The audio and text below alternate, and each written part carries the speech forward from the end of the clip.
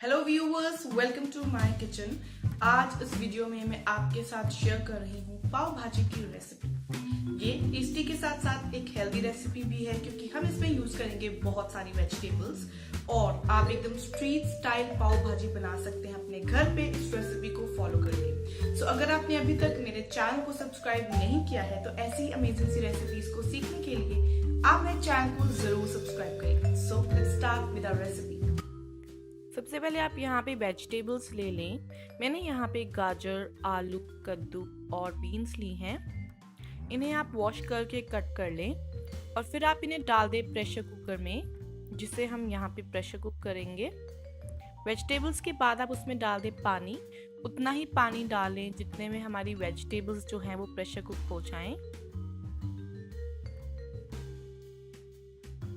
पानी डालने के बाद आप अपने प्रेशर कुकर को लिड से बंद कर दें और इसे हम 5 से 6 विसल्स आने तक मीडियम फ्लेम पे प्रेशर कुक करेंगे।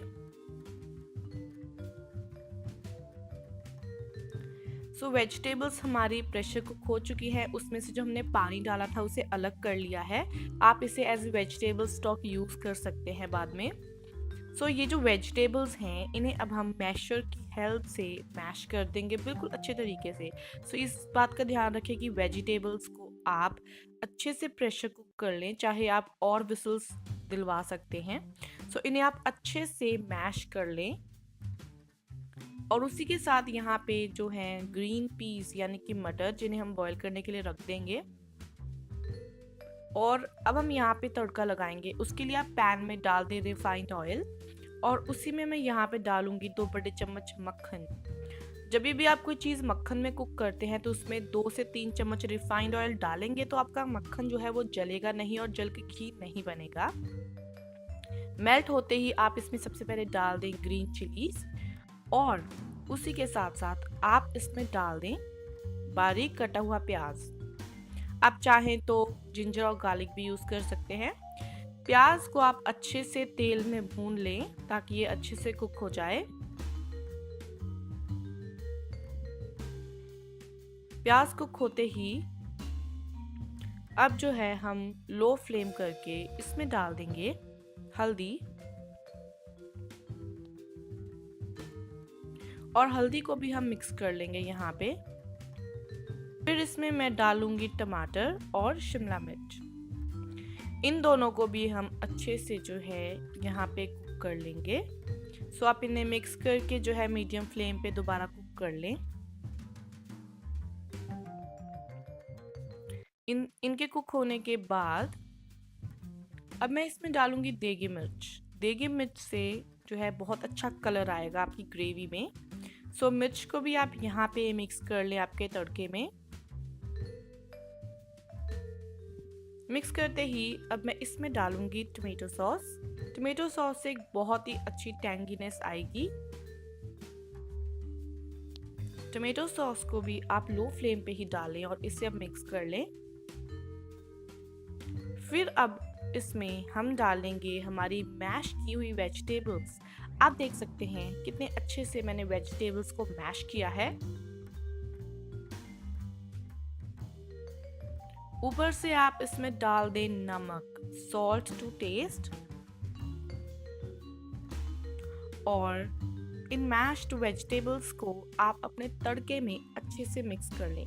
और आप देख सकते हैं देगी मिर्च की वजह से एक बहुत ही अच्छा कलर आएगा इसमें।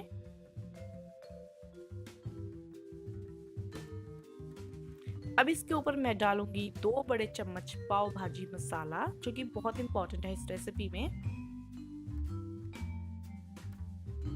इस मसाले को भी आप अच्छे से मिक्स कर लें।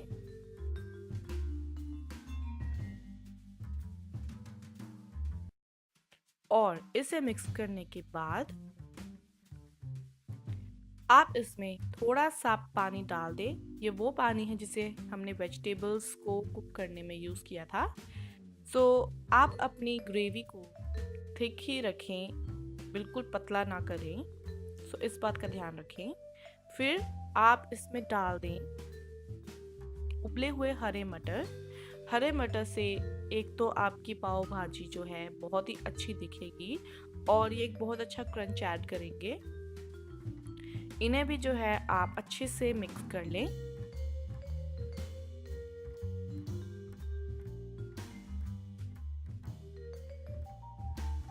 और इसमें आप डाल दें 1 चम्मच बटर और इसे ढक के आप 5 मिनट के लिए कुक कर। 5 मिनट हो चुके हैं और हमारी पाव भाजी ऑलमोस्ट रेडी हो चुकी है। आप अपनी फ्लेम को बंद कर दें और इसमें निचोड़ दें आधे नींबू का रस।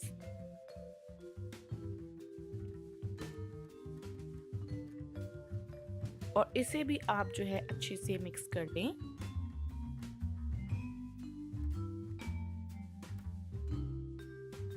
और हमारी ये चटपटी भाजी बनके रेडी हो चुकी है। अब हम यहाँ पे बनाएंगे मसाला पाव। उसके लिए आप बटर ले लें और बटर में आप डाल दें 1 छोटा चम्मच पाव भाजी मसाला। उसे बटर के साथ जो है आप यहाँ पे मिक्स कर लें। आप यहाँ पे कोई और मसाला भी ले सकते हैं। और फिर आप यहाँ पे ले लें पाव और उन्हें आप ऐसे बीच में से स्लिट कर दें।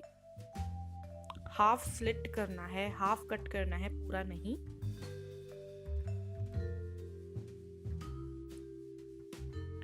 और इन्हें कट करने के बाद हमने ये जो बटर रेडी किया है, मसाला बटर, इसे आप दोनों साइड्स पे ऐसे लगा दें। और अब आप यहाँ पे एक तवा गरम करें और जैसे गरम हो जाए ये जो मसाला पाव हैं, इन्हें आप जो है हल्का सा 1 या आधे मिनट के लिए जो है दोनों साइड से गरम कर लें। इससे आपके जो पाव हैं वो काफ़ी मसालेदार और भी ज़्यादा टेस्टी लगेंगे।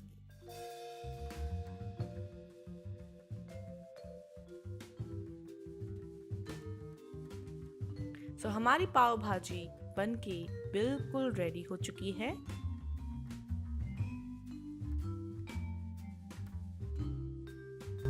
तो ये थी हमारी सिंपल सी पाव भाजी की रेसिपी जो एकदम स्ट्रीट स्टाइल बनती है घर पे।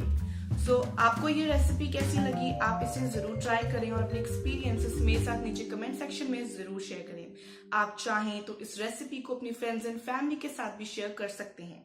अब मैं आपसे मिलूंगी ऐसी ही बहुत ही डिफरेंट और टेस्टी रेसिपी के साथ। Thanks for watching.